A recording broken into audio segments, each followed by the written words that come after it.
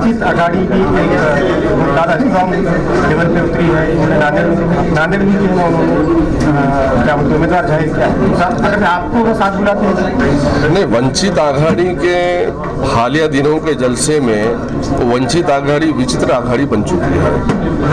ये तमाम यहाँ के अवाम के सामने तमाम मौक़िफ़ आ चुका है इन लोगों का, और मैं समझता हूँ कि यहाँ की जो प्रॉपर की लीडरशिप है, इस लीडरशिप ने 2017 में ही उन लोगों को मैनेज किया और वो लोग लड़ नहीं सकते अब यहाँ पर, मेरा ऐसा मानना है।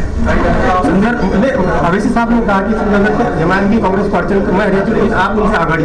अरे वो तो 2017 में हट गए थे, जब सैयद मोइन को जेल में डाला गया था तभी तो उनकी बातचीत हो चुकी थी, तभी हट गए थे वो लोग। आप भी कह रहे थे, आप पार्टी के प्रदेश अध्यक्ष। वही तो कह रहा हूँ कि पार्टी का एक वर्कर, अदना सा छोटा सा कार्यकर्ता, जब उसके ऊपर जुल्म होता है, अत्याचार होता है, तो इसके अपने ख्वाहिश होती है, अपने ख्वाहिश से, अपने लीडर से उसकी उस तकलीफ में वो आएंगे, उसका साथ देंगे।